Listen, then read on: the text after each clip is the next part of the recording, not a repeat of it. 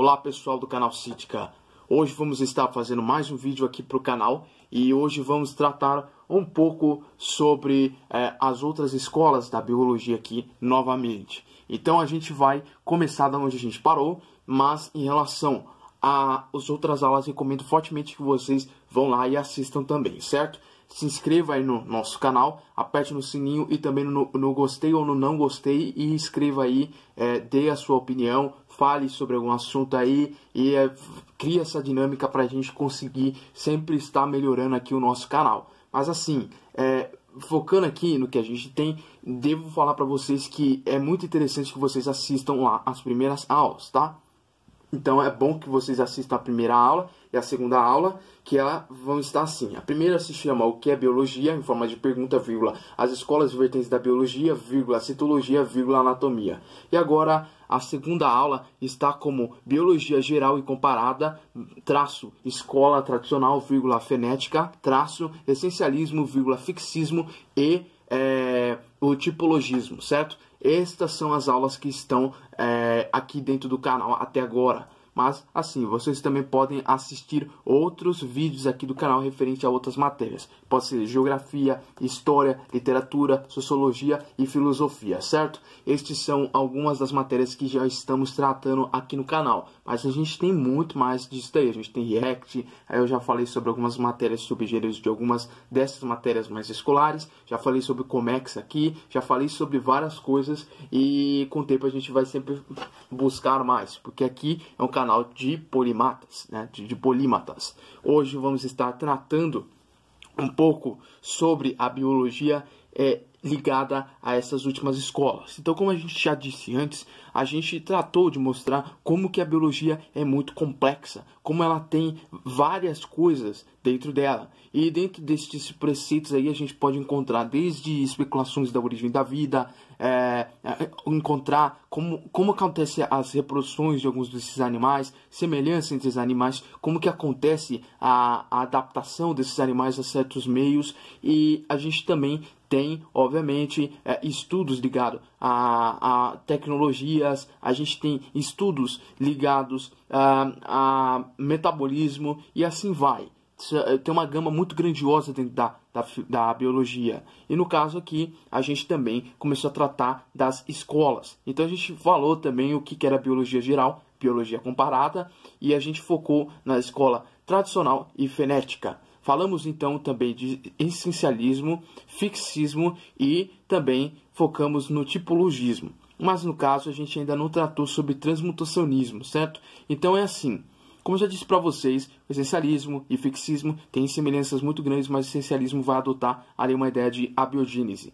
O tipologismo começa a colocar matemática dentro dessa área. E no caso da tradicional, ela houve bastante desse meio, né, do fixismo, e também começa a trazer, né, ideias do transmutacionismo que eu vou falar agora. Então, o tipologismo, ela está também nessa época do tradicionalismo, mas ela vai começar a entrar na escola fenética, que é uma escola bem mais atual, ali do começo do século XX, certo? Então é assim.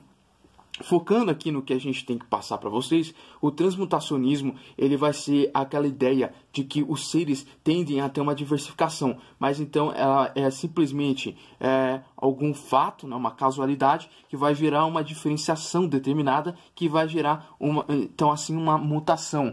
Então é basicamente isso que vai acontecer dentro do transmutacionismo. Vai ser uma ideia de ação e reação. Então se um ser necessita de determinada habilidade, ele vai desenvolver aquela habilidade e com isso os outros seres vão começar a ter isso daí. Ele não apresenta aqui a complexidade das ideias de Darwin. Mas o que acontece aqui é simplesmente isso. O transmutacionismo é isso. Ele começa a especular o que seria essa tal de diferenciação, como que ela vai acontecer. E no caso, ela vai dar espaço para que nasça a evolução. No caso, eu já falei para vocês que Anaximandro de Mileto já falava que o ser humano poderia ter surgido ali, né, no caso, junto com os outros seres, de um único ser dentro do mar. Então, no caso, ele iria evoluindo com o tempo, ele iria para a Terra, depois virariam aves e chegariam também, obviamente, ao ser humano, entende? Então, a gente tem toda essa complexidade desse conhecimento que vai ser gerado lá no passado e começa a ser discutido aqui novamente de forma mais sistematizada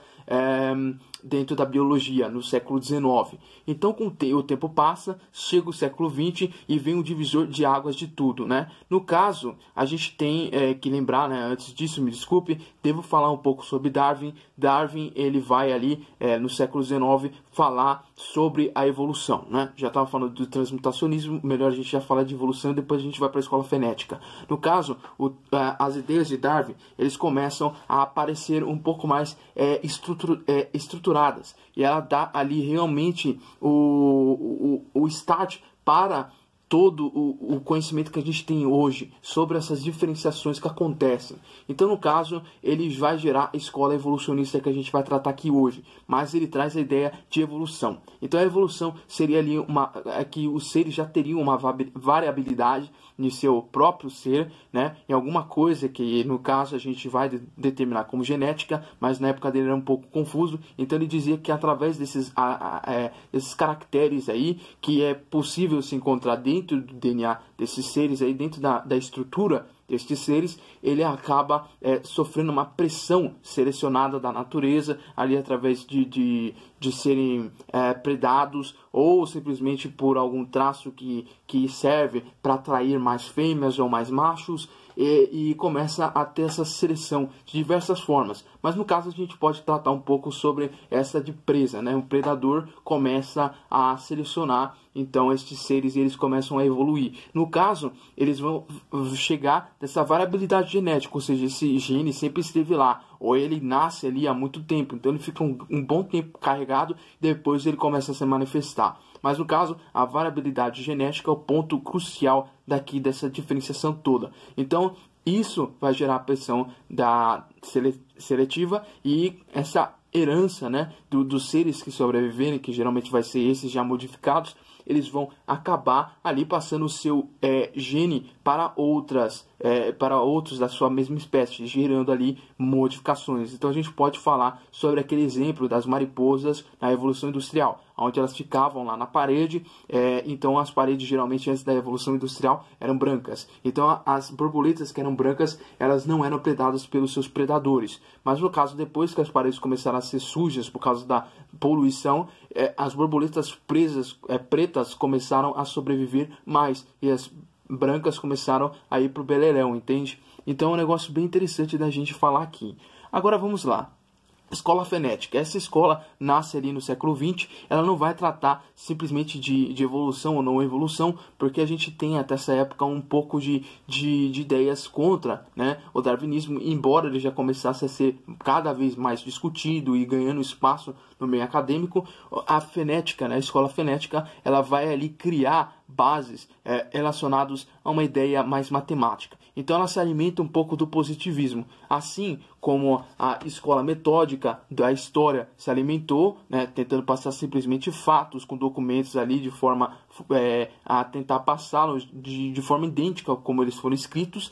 E também a gente tem a escola pragmática, ali, criando a escola teorética ou quantitativa da geografia, que vai adotar ali matemática também. Então a geografia e a biologia começam a se alimentar dessa parte mais ligada à matemática, vindo do positivismo. Então ele começa a entrar no meio taxonômico também, e no caso a fenética começa a classificar os seres, né, de forma subjetiva, não usando também pensamentos de evolução ou entendendo algo do tipo, mas simplesmente tentando colocar de forma subjetiva quais seriam as diferenças, e começava a usar cálculos, né, para tentar achar semelhanças entre esses seres, ou o tempo, né, de vida que esses seres vão ter, e analisando algumas coisas de comportamento também. Mas no caso, depois dessa escola, começa a ser influenciada ali a escola evolucionista, começa a ganhar muito espaço, e ela vai também ser alimentada ali o neodarwinismo, que vai ser mais usada na cladista, certo?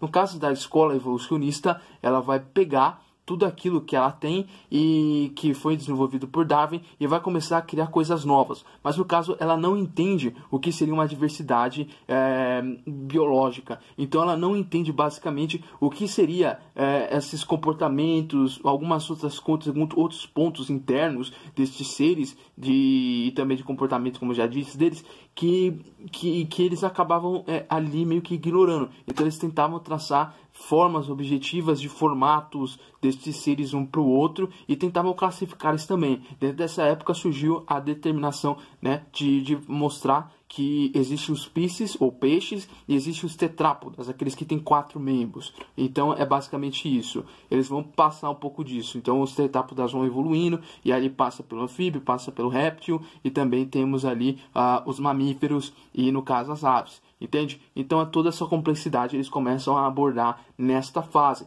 Mas no caso eles não tinham essa diversificação que ia começar a entrar na escola cladista. Agora vamos para a última, escola cladista. A escola cladista ela é ali influenciada por Henning e ele acaba dando ali um passo muito grandioso e ele começa a tratar filogenia dentro dos seus estudos. Então ele começa a ver que existe uma comunicação entre as espécies. Então ele começa a traçar de forma histórica também e de comportamental destes seres, não só levando a sua ideia subjetivista e também de alguma semelhança física entre esses seres. Então ele começa a analisar isso e a achar coisas muito interessantes para o nosso tempo. Então isso acaba influenciando a paleontologia, a arqueologia, e é uma coisa muito interessante de se ver. Então no caso ele vai tratar sobre isso, ele vai tratar de achar um ancestral comum, ele vai tentar achar essas características, comportamento e etc. Sendo assim, eu gostaria de passar uma coisa aqui bem interessante. Através dessas ideias mais cladistas, foi possível achar um ancestral comum entre os primatas em geral, inclusive o ser humano. No caso foi achado o Arquecebus artiles. Nesse serzinho aí, ele tem ele é o pai de todos os primatas. Então ele é o pai do lêmure, ele é pai ali do como que é o nome? Babuíno, né? Do mandril, do ser humano, do chimpanzé, do orangotango, do gorila. Todos eles saem daqui, entendeu? Então, no caso, essas complexidades vão acontecendo, a família do lêmure vai ali ser criada, depois de um tempo isso vai se dividindo, de forma que vai chegar ali, né, os gorilas, os orangotangos, o chimpanzé e o ser humano. Só que no caso, dentro dessas ramificações ali, já saindo do gorila, saindo do orangotango, nasce um ser, né, que a gente tem aqui o nome dele, que seria o Ardipithecus cadaba. O que aconteceu foi que esse ser foi selecionado ali com o tempo, na época dele, e ele acabou fazendo a divisão entre o ser humano e o chimpanzé. Se vocês não sabem, o chimpanzé e o ser humano são ali seres que acabam vindo de um mesmo ser, que estava ali conectado a outros animais um pouco menos complexos do que nós em relação a essa diversificação adaptativa. E no caso, estes seres ali no passado, dos primatas também, eles acabam tendo também as suas modificações, mas eles são ramos bem diferenciados. O chimpanzé e o ser humano já não é tanto. Tem ali alguns pesquisadores acham 95% de semelhança entre os dois DNAs. Então é basicamente isso que eu gostaria de falar para vocês, né? Essa ideia toda, a evolução da biologia e também como que as escolas tratam, né? As diferentes vertentes vão tratar todo este conhecimento, certo? Então é basicamente isso. Valeu aí, mais uma vez digo para vocês, compartilhem com seus amigos, se inscreva no canal, aperte o sininho e também no gostei e comente, certo? Isso vai ajudar bastante aqui o canal. E veja as nossas outras aulas. Daqui para frente também vou começar a falar sobre outros assuntos, já disse para vocês, e pretendo aí começar logo com vocês, certo? Valeu aí, um grande abraço e tchau!